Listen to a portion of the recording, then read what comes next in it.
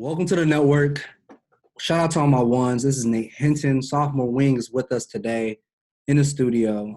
He announced his intentions to remain in the NBA draft a few months ago to forego his final 2 years of eligibility. Hinton, by far, is the most versatile two-way prospect in this year's draft class.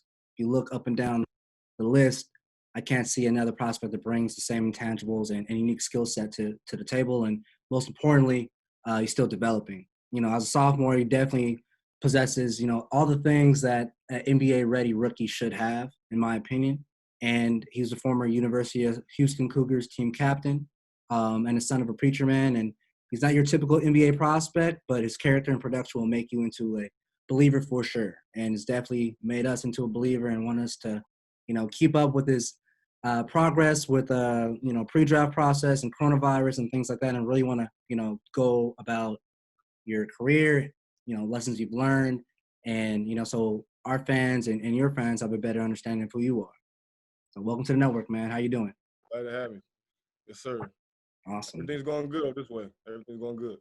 Cool. So what's the process been like for you with working out, adjusting to the coronavirus situation and staying prepared for the NBA draft? This process has been a blessing in disguise, honestly.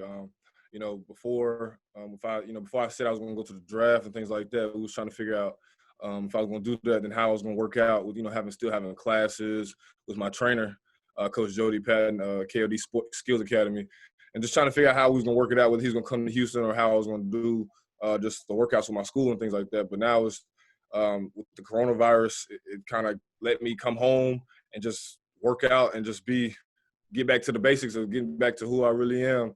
Getting away from a little bit going to school, but now just working out, weight room, nutrition, all that. Just getting back to the basics and getting back to I guess kind of full steam ahead. So we've been blessed to not have any hiccups since the coronavirus hit, and since we've been in the gym since March. So we've been working on our game, been eating better, getting better food habits, better sleep habits, and just kind of being overall a pro. Just being the best version of myself that I can be and improve myself all around. I noticed that you said working on our game. So who in your camp really helps you make these decisions and pushes you to be the best player that you can be? Who would you credit that to? I credit to myself and my trainer, Coach Jody Patton. He's been my trainer since 8th grade. I haven't been with anybody else. So he's just been, my trainer since 8th grade, been through the ups and downs of, how my journey is the same as our journey. It's not really just my own journey. It's our journey too, because, play development is not a 2-week thing or a year thing. It's a over the years, developing year after year and keep building the blocks to be the best version of yourself. And so I think that also his son was playing when I was younger. He coached my brother.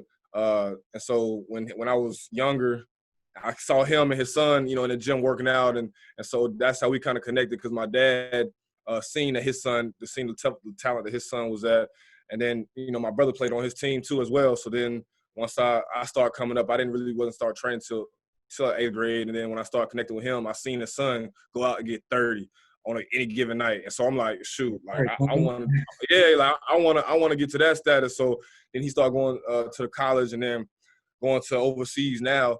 I work out with him too. He's a smaller guard, but it's kind of having the same thing, using my body and using my skill set and having the same things as a little guard can do, so that way I can be versatile as much as possible. Yeah. So all those three guys are definitely, and everybody in my camp, a lot of guys, everybody that's went on to the next level to college, Division I, Division II, everybody that's been with us since we've kind of started later on got to the next level. So I still have that same loyalty to those guys, and we work out and we push each other because we all knew each other's game. So it's a real good thing that we have going on here, and we just overall getting better. Yeah, I love that, man. I love that. A lot of guys, like you said, being a former player, I can understand, when you do go to school, you can get away from, who you are and what you do best. And, you went back home and you're not fixing what's, not broken. You're going, Right. It's just muscle memory. You just getting your body back to the things that you're used to. Yeah, and still with the same people, most importantly, showing that loyalty and if it got to you to this point and still continuing to push you, a lot of guys, once they get this notoriety, like to switch up. And I always think that's interesting, because you stay with a certain trainer, things are getting you scholarships, attention, guys like us wanting to talk to you. And, Yeah. then, they sign and, go with some of them different. It's like, and then they don't have the same Right. results and wonder why. So I think that it's a shout out to you, man, for staying true to what you know and continuing to getting better and being around a camp that can really push you, man. So Sure. tell me a little bit about your career coming up. I know you said that you started, I mentioned earlier that you started around 8th grade, and what made you, have that kind of quote unquote late start. I started when I was 5. So, Yeah. you're way ahead of me when it comes to, that aspect. But, you know, what would you, yeah, why did you start so late, and how did you develop, increase so quickly? Well, I started playing basketball since I was 3. I was playing with my older brother. He was on a 5 and 6-year-old team, and I was 3 years old. But the coach just put me on the team just because I was always around. Always wanting to be in the mix. So I've been playing basketball since I was 3. But I didn't start training until 8th grade. I was behind on that. Everything I had up until 8th grade was just talent and just hooping at the gym, hooping at the YMCA with all the local kids. And then 7th grade, I started playing at a team out of Charlotte, and we started going to different places, and we started seeing that, oh, shoot, there's better kids than just the kids in our area. And so then 7th grade going into 8th grade, I'm like, okay, still seeing the same thing. But then 8th grade going to high school, that's when I wanted to take a jump. I had a tournament in Myrtle Beach, and I seen those guys, and I'm like, I want to get to that level. So we kind of connected with Coach Jody, and it just the stars kind of aligned, and God had a plan and everything. We just connected in there at the gym. So starting at 8th grade, started training and just started getting it in from there. Start just having that habit of building those blocks and those foundation of hard work and sacrifice and just getting after it in the gym. And so then started coming into the play, started getting on a scene. I was always been a good player. Now it's starting to see play on teams. I played on a high school team, Gaston Day, and we played in some national tournaments. And I was just a young kid. I just wanted to be on the court as well. I just wanted to play. So I just kind of went out there and just hustled, did all the things that the team needed me to do with teams, that guys that wasn't going to do. And so I just went out there, hustle, rebound, and make my shots. And so that kind of got me noticed on an AAU team out of South Carolina. Played with those guys, played against national guys. Played on the national scene. Then I played sophomore year, played with Team Charlotte out of Charlotte, and then played on the national scene. Then my junior year, played with Team Loaded. And so I think year after year, I've always been on that national scene, but it just didn't really hit and break through the surface until my junior year when I played with Team Loaded. And I think that just the development and just staying with it and just kind of having that foundation of hard work. I think that just not worrying about whatever everybody else is doing and just staying that tunnel vision. And of course, we had some wins and losses within it. You just had some trial and error. Everything wasn't perfect, but I think that though having those things where, okay, you lost the game. Okay, why'd you lose the game? Well, all right, we're back in the lab. Let's get it. It ain't the worst thing in the world, but now at one day it's gonna click, and when it click, we're not just gonna bust down the door. We're gonna tear the whole wall down. Yeah, man, it's a marathon, and I know you mentioned Loaded in your junior year, and I think you averaged around 19 points in high school your junior year, and really started to get on the scene. I think you scored around 2,217 points in your high school career. That's a lot of points, my man. That's a lot. Yeah, Of and then, Coach Sampson, gets a hold of you. First time, he's been quoted saying the first time that he saw you, it was your junior season. He didn't know, who you were or what your recruiting rank was, but he just liked you. What do you think that was that, stood out to him at that time? It was that dog. That dog.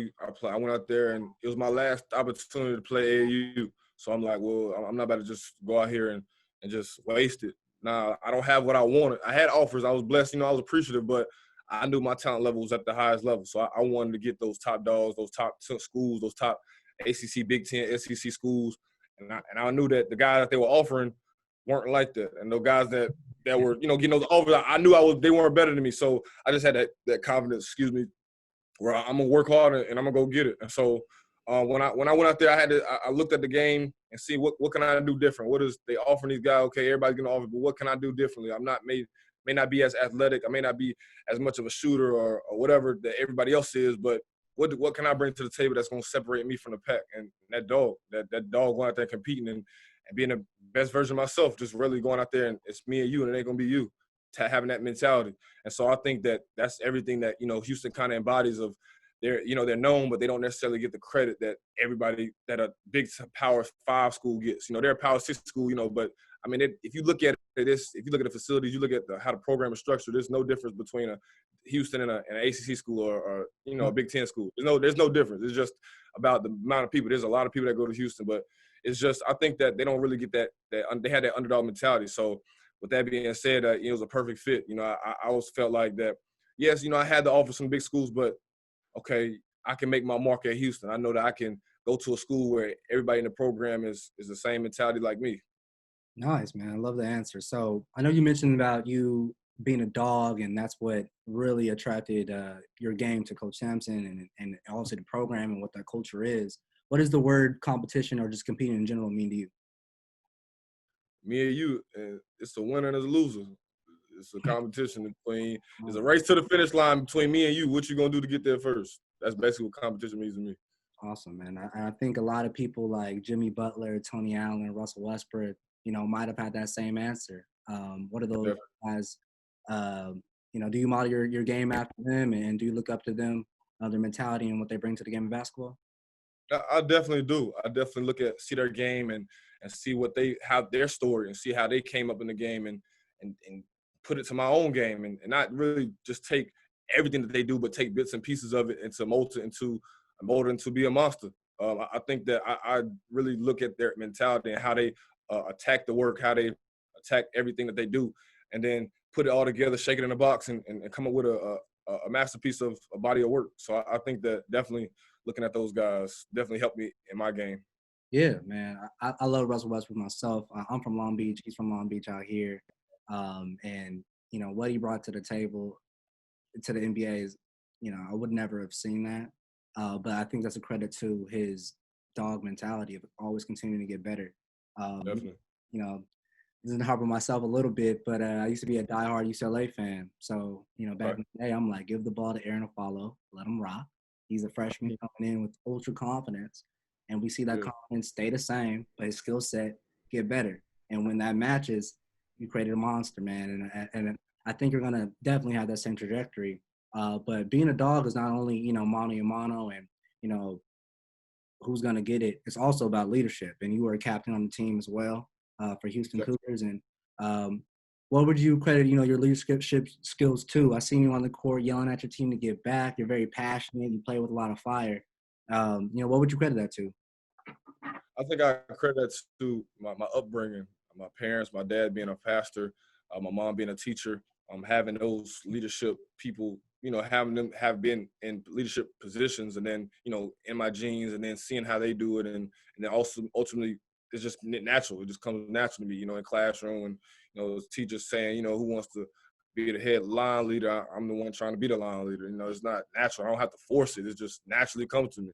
So I think that have that, and then I credit that also to my trainer. We was in a camp.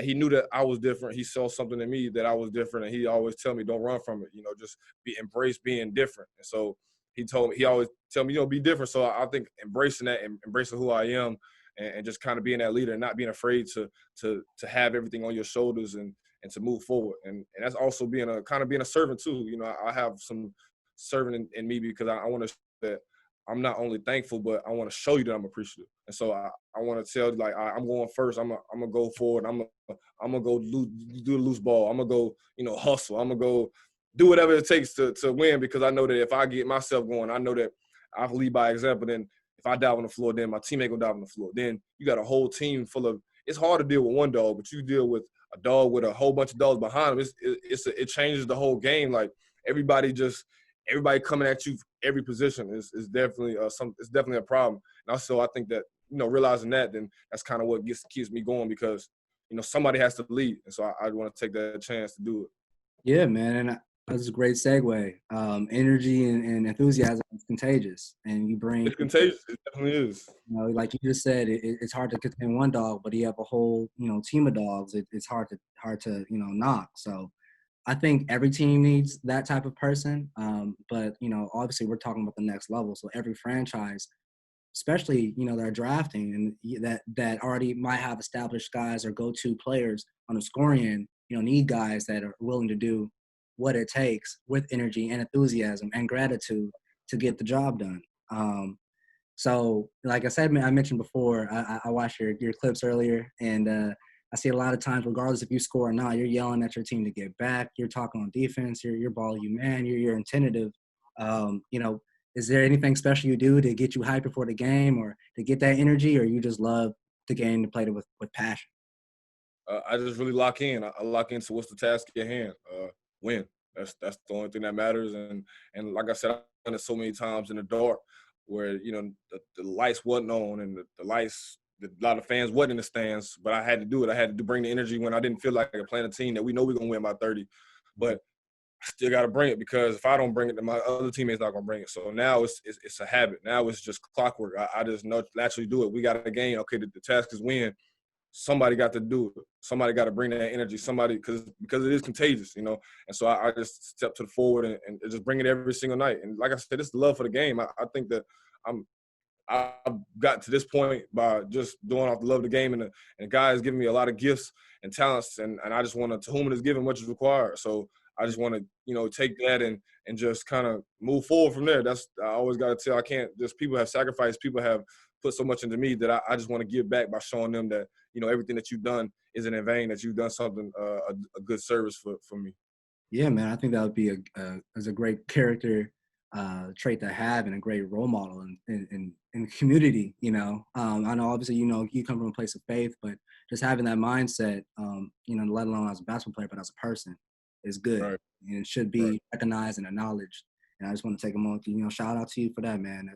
That's cool. So, in my opinion, and again, my short time of being a CEO, co-founder of a sports tech company, I've had an opportunity to talk to a little bit of a franchise scouts or GMs or coaches that, ask around and I say, hey, if you're looking for a 3-and-D prospect, look no further than Nate Hinton. You have excellent size within multiple positions.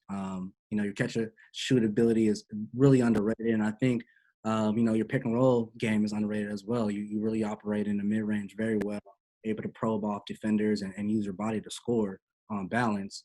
But also you've been playing out of position a little bit for your past 2 seasons at Houston as well. What was it like making that adjustment from, kind of being an all-around player, kind of what the team needs, but also, playing out of position and taking, I would say, a different approach because you are playing out of position. So anything you have to do differently or approach the game differently, or you just go out there and hoop? My junior year of high school, I think I only shot 17 or 18 threes I made 17 or 18 threes the whole season. Yeah. Oh, man. So the first time I really had to really catch and shoot and be focused on the 3-point line was when I got to college. So in those last 2 years I've only been focusing really on shooting threes. So I think that a lot of people don't know that, but I don't really go out here and telling that. It's just because I know I want to hard work and keep getting better on my shot. So just transitioning from high school, having the ball in my hands, of being a point guard, combo guard, just kind of playmaking and things like that, to transition into there's a lot of guards. There's older guards that have been in the system that know the system. Okay, obviously it's going to be different from high school to college, but trying to learn the system and then find the culture of the program and a lot of things that go into it. But ultimately, I wasn't coming from Gastonia, North Carolina, all the way to Houston, Texas, just to sit on the bench. So whatever needed to be done, I could have stayed local if I was going to do that. But I just wanted to go out there and make my mark and do whatever it takes to be on the floor and to make my impact. So I just went out there and just coach, asked me to, play it. Somebody got hurt, injury happened, and I had to, ultimately play at the 4 a little bit. But because I was strong, because, I want to get on the floor, I'm going to do whatever it takes. So I had to play a little bit at the 4. And then, throughout the year, I kind of stayed on the floor. One minute I was subbing at the 3, and then another sub, they'd bring a guard back in. I'm at the 4. And then, throughout the game, I'm always bounced back from 3 to 4 or wing in the 4. And so then this year, ultimately having to do a little bit of both, a lot of, playing not really out of position, but just kind of really out of position and kind of just playing off the ball more. So now having that, I think it's going to help me ultimately, though, because, in the NBA, you're going to have those ball-dominant guards. You're going to have those guys that have to have the balls in their hands. And now I know how to do both. So now you just throw me out on the court and I'm going to find a way. So I think that that Houston definitely helped me, and it's a part of the growth. If I was only focusing on having the ball in my hands, then I would have never known. If I got to the next level, then I would have been looking not crazy, but I would have just been kind of looking stuck because I'm like, this is the first time I've experienced that. But, Houston helped me experience how to play without the ball and knowing that if I'm going to play out the ball, being a three-point shooter, okay, what kind of shots you going to get with the spacing. We, playing an NBA spacing, NBA playing style a little bit, getting up and down and the spacing on the floor. So I think that it definitely helped me. But, like I said, it's not a knock, but like I said, I'm getting back to the basics. I'm getting back to, okay, now I'm being able to do it, work on more. I got off the ball stuff, now going back to playing with the ball. So that way, if the coach throws me out there, he needs me to 1 minute play on the ball or, be a secondary ball handler. God needs to take a breather. Okay, yeah, I'm at the point and we still not missing the beat because I can do that and be on the floor by doing the intangibles of just hustling and being able to catch and shoot and things like that. Yeah, man. Like coaches need options. The more versatile that you are, the better, more you're going to be on the floor and you're as good as you are available. And if you're available for multiple positions and guarding multiple positions and being on ball, off ball, you're going to be on the court more and you're more, in my opinion, NBA ready in that aspect. And, like you say, it's not a knock on playing out of position, but it's easy to have that mental battle like, hey, I'm not used to doing this. I'm not used to setting screens. Only reason why I can attest to that is, I'm not your size. I'm 6'3", but you do remind me of myself a little bit with playing style for sure, with the mentality. And I had to play the 4 once, and a few times, and yeah. I can see how you can get mentally checked out from that. Yeah, definitely. And definitely. You just stay So in, and like you said, that's another example. A lot of people talk, but that shows that you're willing to do kind of whatever it takes, not kind of whatever it takes to get the dub done. Because it's not like your intensity decreases. Right. I'm not gonna sit here and say it was all perfect. I didn't show it.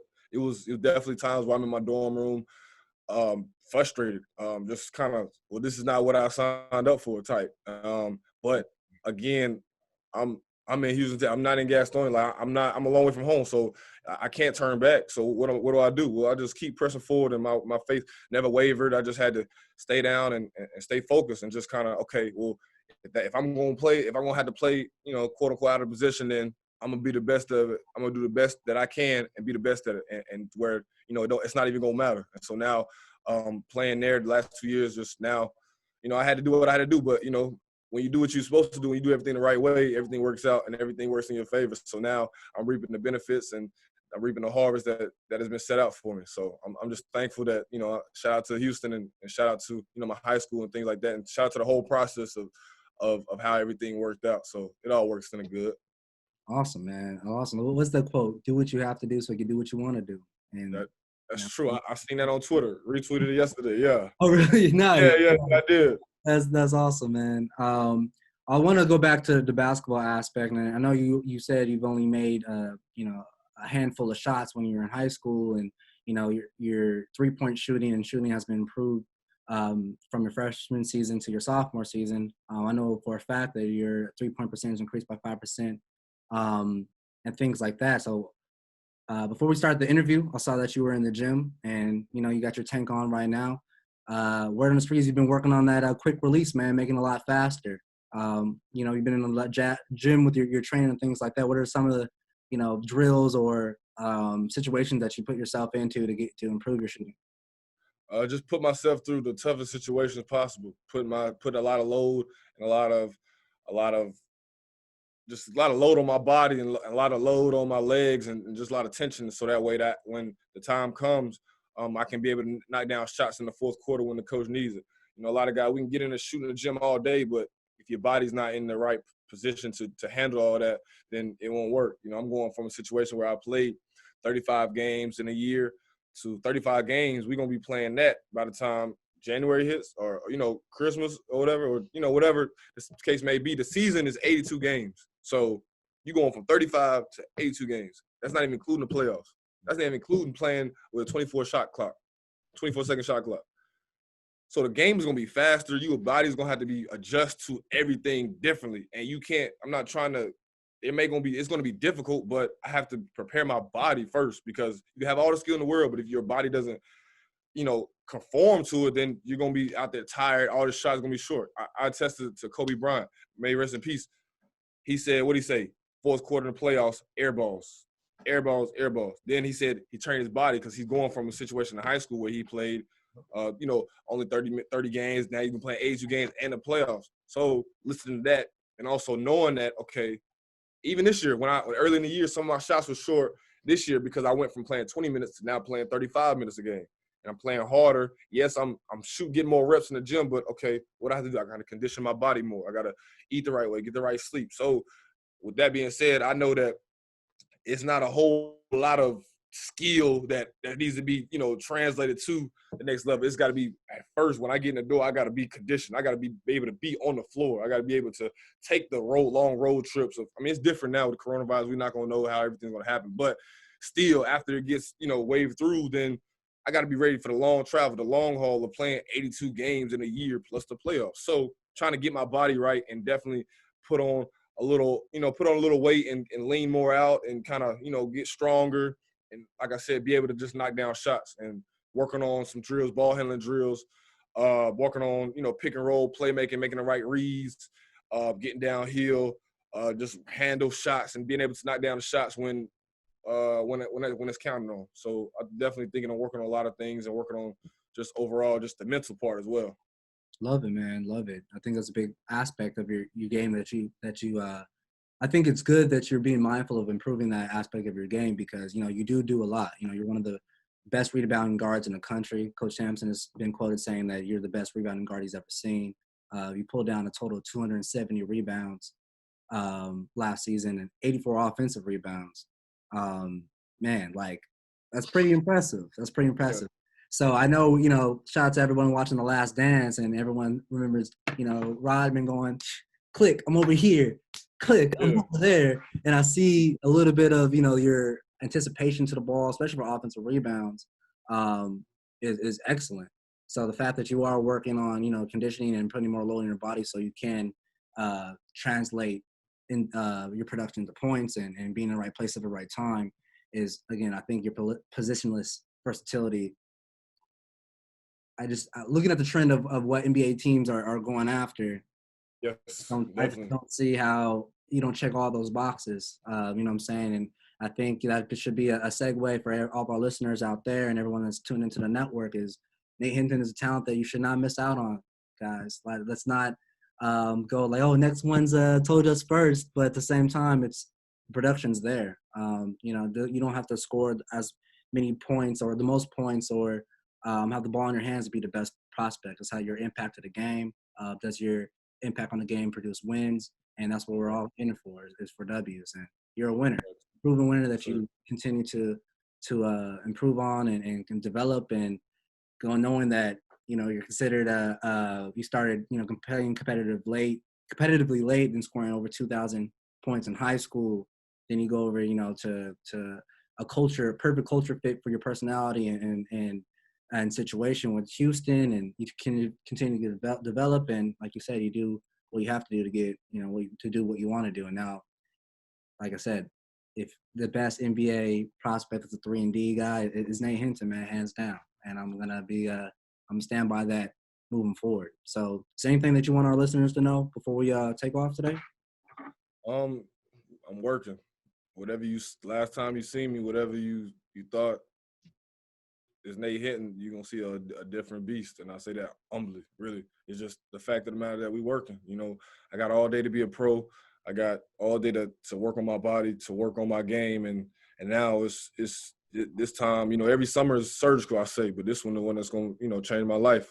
It's gonna, put my family in position for better. So it's not just a regular summer. We just not working. We working towards something that's gonna change our lives, like literally. So I'm working. I'm not gonna say too much, but we just working. And so, when the time tests, at the right time, we're gonna reap the harvest. So at the right time. So our time is coming, and we're gonna bust down the whole wall. We're not gonna just bust down the door. So I'm excited. I'm excited and blessed, and I'm definitely appreciative for this whole process. And shout out to my agent, Talon Todorovich, and Chase, and all the guys that's helped me in this process, and shout out to Coach Jody, my trainer, and my parents, and shout out to Houston as well. So shout out to everybody that's just supporting me, and shout out to Gastonia, the Gas House. Yeah, Shout out to everybody. You know, it's just like I said, it's a journey. It's not just my own journey. It's my whole team's journey. So I'm just appreciative and excited for what God has in store for me. Okay, cool. All right, well, that's enough of the basketball stuff. Let's transition into a little bit of personality questions. Our next ones, you know, we're about being more than an athlete. I think, you know, what LeBron inspired in the next generation of hoopers is being exactly that, more than an athlete, being a brand on and off the court, having an impact in your community, Definitely. things like that. And most importantly, you know, all these players that we want to see on the big stages have a story to tell. So I think there's a lot of our listeners and new Nate Hinton fans or Next Ones fans that can learn from your story and how to stay 10 toes down.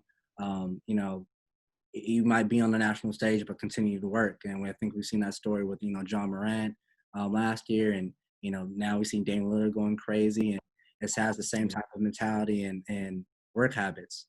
So I like to end this type of segment with what are 3 essential items? You can take your time, but what are 3 essential items that you can't live without?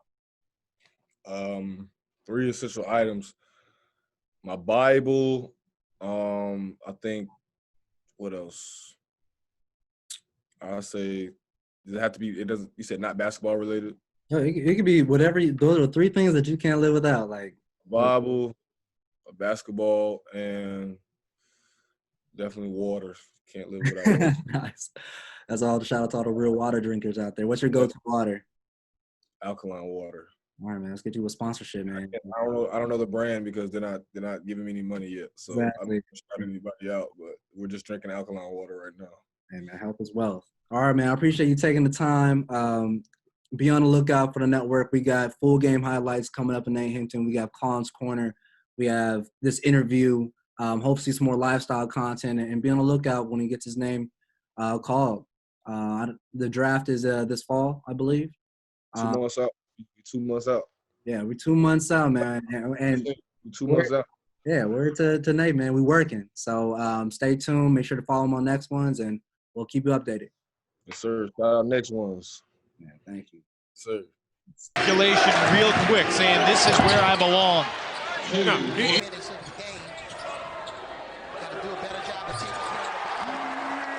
Defensively, your defense starts to get weaker and weaker through fatigue. Hitting inside the three-point line. It's good.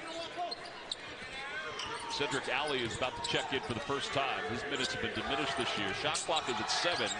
You see more in the middle of that 2-3 zone on the back line. Defensive rebound.